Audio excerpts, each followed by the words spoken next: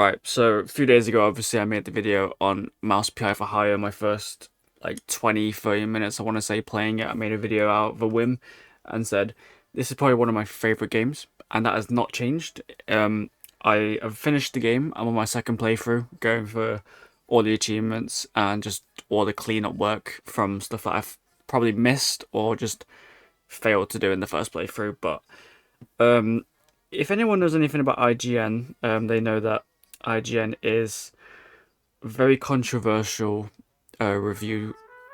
I don't know what you call it. Is it review platform? Like brand? Like IGN in general, for me, I don't really trust them. There's this whole meme of like the game journalist thing where it's like, oh, game journalist reviews this game by running into a wall for 20 minutes saying it's unplayable. The one that gets memed on the most is like Darkside Phil. If you don't know who Darkside Phil is, first off, you're lucky because that man should not exist on any platform, let alone YouTube. But he is the game journalist of old game journalists. Like, that guy will play any game in the worst way possible with no clue what he's doing. And by the time it counts, he's giving it a 4 out of 10. And this review for Mouse P.I for Hire I thought was outrageous because the things that this guy brings into this for a review on a video game is mental. Now, before I get into it, I don't wish hate on the guy. I don't wish any malicious intent. I don't wish any like hate sent towards him, anything like that. I'm sure he's getting flamed enough on Twitter and every social media you can think of. A lot of YouTubers have been covering this, and obviously I'm a bit late on the bandwagon, but I still thought I'd give it a go because I enjoy this game a lot more than I anticipated. Obviously, I was waiting for this game since it was released, but now that it's out, I'm hooked left, right, and center. So if you don't know what Mouse P.I for Hire is, think of it like Cuphead meets Doom and Quake. So it's got the old like rubber hose 1930s animation style, a lot of nods and references, cameos, whatever you want to call them, to like your Steamboat Willies. A lot of noir themes in there. Obviously, it's like the old noir crime fighting style. It's disguised as a whodunit mystery kind of game while also being your boomer shooter standard. Okay, and the whole theme is you play as Jack Pepper, a war hero turned detective who likes the simple life. He likes solving these cases. He likes helping out the little guys in this case being mice and shrews. Anyway, you're a detective mouse with a Tommy gun and a cigar. That's pretty much the best way to describe it. And there's little bits in this review that I want to pick up on that I think this guy either didn't understand or doesn't really want to enjoy. So the first part is this section just underneath the screenshots. So he says, what bothers me, however, is how overly referential so much of it is. This is a world of mice, so everything is about cheese. That's the point. It's a joke, they drink blue cheese, they deal blue cheese, I don't know what else you want to call it. I mean, it says it here. Bad guy, he's a cheese legger. Run into a lady mouse with a sultry voice, it will be described as gorgonzola picante slapped on a mozzarella platter. It's niche, it's macabre, but that's the whole point of the game, Obviously, this guy's a mouse. What more do you expect him to think and feel, Like, I don't know if it's just me, but I love like these little references. There's a Easter egg in one of the levels where Jack Pepper himself whistles the old Disney like Steamboat Willie intro, where it's like do do do do do do do do do do. Like if you know, like real ones know. It was at the front of every Disney film way back when. So yeah, I mean, where is it? Everything is a reference to the fact that everyone is a mouse and mice like cheese, and when it's not, instead it would be a reference to an old cartoon or the fact that this is a video game. I should have probably guessed the former when one of the first things I saw was a steamboat named Willie. That is the joke! It's paying homage to the thing it's inspired by. Obviously, Steamboat Willie, 1930s or wherever he was commissioned, he defined this genre. This is how Mickey Mouse got started. This is how Disney got started. This is how all of it came to be. Oswald the Lucky Rabbit. I don't know. Something about that sentence really gets me. But at least the spinach power up that gives you Popeye arms is cute. Not to mention the Cuphead Easter egg. I believe it's a Cuphead Easter egg. There's a power up in the game where Jack drinks a cup of coffee and he turns into a finger gun, almost like Cuphead. And I thought, I don't know if that's a reference to it. It could be something else, but at the same time, I think it's for the latter part. I think it's a nice little joke in there, and that's what he does. That's what Mouse P.I does. Obviously, this is made by indie developers, right? So they have studied this art form pure and pure. I mean, even the soundtrack, you know, it's inspired by like your trumpets and your percussion. You know, it's very jazzy. It's literally watching like an old like LA Noire playthrough or something. It's like an old. It's like a. The best way that someone described it, I think on Reddit, they said it was like Who Framed Roger Rabbit if it was a video game, and I thought that was like, amazing, because obviously you've got the seriousness of the detective in that film, and then you've got Roger Rabbit himself, and I feel like that's just like a big parallel in this game that really hits home. You know, it's really good. Like, it's just, oh, it's so good, you know. And like I said in my review, Troy Baker is an unbelievable voice actor, right? He's voiced so many characters I can't even begin to describe them to you. I believe he's Loki in Marvel Rivals. He's Joel in The Last of Us, I believe. He's Jack Pepper. He's a detective mouse who sounds, truth be told, he sounds so good. You know, he sounds amazing. And look up Troy Baker's portfolio, man. It's not just this game that he excels in, you know, it's all across the board. But there's one-liners and cheese references and all these jokes, which, me personally, I enjoyed them. I laughed at them, you know? There were some maybe a bit too drawn out, but that's just because, like, it gets to you have the punchline and then the build-up to the punchline. So if the build-up is good, the punchline pays off. And then vice versa. If the punchline's good, but the delivery or the build-up to it is shit, then I'll be on the fence. But for the most part, Jack Pepper as a character, you know, the whole universe, you know, it's what you expect from a game about shooting mice, you know, as a detective, like, up against the wall, everyone against him, you know. That's what all these boomer shooters are about. It says it here. At least the shooting is better. This is the latest in a wave of boomer shooters inspired by old FPS games like Doom or Quake. Granted, there is a big boom about boomer shooters, not to put it literally, but there's a reason why people enjoy these games. It's because the gameplay loop is amazing. I mean, take this game for example, right? I remember I was having fun with the Miser, nice little joke about the Mauser, Miser kind of thing. Probably a Wolfenstein kind of reference there, I don't know, but you know, I had the boomstick and the Miser, then I got the Tommy gun, or the James gun, which I still believe is a reference to the director James Gunn, but that's just me. But it's satisfying, you know.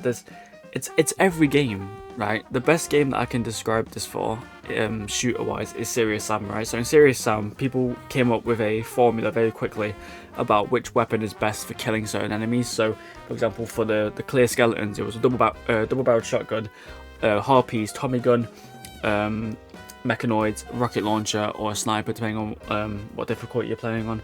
But it worked, right? So the idea of a boomer shooter is you're always moving, you're never in one spot too long, and you're always switching out weapons. And that's the exact same case in this game. You know, I don't know where this guy's coming from, where it says weapons can feel weak. I mean, I played on, well, the first playthrough I played on Rookie, granted. Second playthrough I'm playing on the middle ground, which I think is Detective. I think that's what the difficulty is called, but played easy and normal. Normal, it feels pretty much the same as Rookie, I'm not gonna lie. But the only weapon I believe needs a bit more work is the alt fire for the portable freezer. I like the idea of using a gun that just sprays a beam of ice and freezes the enemy over time, especially with all these like cartoony animations. I can't even mention that this game is stretchy from left, right, and center, like in a good way. So every animation you do in the game is poppy. You know, it stands out. It's like in Cuphead. You know, when you dash, you can hear like dashing, and you can see in real time like the frame of him going pew across the screen. Shooting's the same thing, and there's achievements in the game for squashing enemies like with a piano or like heavy objects, you know, like how your old cartoons, you know, guy takes, like, I don't know, say Tom and Jerry falls down the stairs or something. Tom falls down the stairs, lands on a piano, boom, lands on him, he's squished, right? that's the whole point. I think that's amazing. But it's just, I don't know, it's just hard to explain. You know, there's something about this game that just really shines for me. I don't know what it is, but there's one issue I have with the level design, and it's not like the design itself thing, it's just the game itself. Like I mentioned earlier, I get from a story standpoint, there's no reason to replay a level. Obviously you're solving cases on the move, so say there's one mission where you go to an opera to save your friend Stilton, and after that mission you burn the opera house down, granted by accident, but you only go back to the opera room for like a post autopsy, no, post-mortem, sorry, like a post-mortem of that level. You talk to some politician, I forget his name, but that's the only issue I have with it. It's like, if you miss a collectible or you didn't get enough collectibles in it, that's it, you're done. But the one thing I like about it is, if you miss a collectible, mainly the magazines and the baseball cards and comic strips, if you miss them in the hub world, like in the PI office where you spend the majority of the game, you can buy those collectibles anyway, so you can still get all the collectibles that side. The only ones you can't get are like the minifigurines, but that's why I'm playing through it the second time. You know, I'm going to study every frame of the levels, get in tune with the level design, see maybe there's a secret I missed, maybe there's a outbound secret. You know, there's a lot of Easter eggs that I didn't even find the first time that I found now. So I feel like that's what this is trying to say, but I don't know. I really don't know. But the one thing I want to end this video on, and I know I've rambled for about 13 minutes, but you have to understand, right? I'm not just being biased to this game. A lot of people are saying the same things that I'm saying. This game is incredible, right? It's a real demonstration of how indie games lately are taking over the AAA market by far. I mean, this year we've seen some fantastic games so far. I mean, you've got Resident Evil 9 came out. Obviously, that was a huge game in the series. Pragmata just dropped. A lot of people are liking that. Crimson Desert has been blowing up. And this indie game, this indie shooter game, is blowing waters. Like, it's blowing out of the waters. It's propelling further than probably the devs even imagined. You know, it got like 1.6 million wishlists on Steam. If you do the maths, assuming everyone buys this game full price, I paid, I think it was like 32 or something like that, 32, 33 pound for this.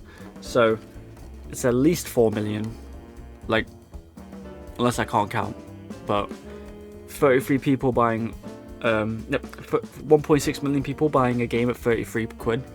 It's gonna make a big return, right? It's gonna make a huge return, and that's exactly what you want. And the one issue is, this guy says Jack Pepper is a PI who kills more people in a single mission than Philip Marlowe has in every book Raymond Chandler ever wrote combined. I don't care how corrupt the cops are, a private detective can't break into a police station and slaughter them en masse and then go about his day. In one nonsensical scenario, Jack burns down an opera house to save a guy running for mayor, and he ends up fighting an opera singer and shoots her. Okay, you need to understand, right? This guy, I don't know. I feel like it's weird to question the morality behind a boomer shooter. I think, like, if the plot makes sense, then I get it, right? But in my point of view, right, even from the get-go, it's clear that Jack Pepper is on his own, right? He's got corrupt cops against him. He's got massive politicians against him, all corrupt. He's got, in one mission, literal gate, like the gates of hell are after him, right? I think it's very valid to defend himself there. Granted, he doesn't have to immediately resort to violence, but I think that's not an issue of his character. That's just the issue of the developers. But even then, it's not an issue, you know? It's like saying this whole debate about, like, is violence in video games, like, actually affecting people's lives? Like, you know, there's cases where, like, people have murdered in real life over Call of Duty games or Halo games or GTA. I remember there was one case of something like this this father killed his child over GTA or something like that. I don't remember what it was. I think it's like she turned off his Xbox and he bludgeoned her to death or something. It's very graphic, I know, but it's just understanding this disconnect that I feel like is coming like day by day, you know. It's like the whole age censoring scenario. You know,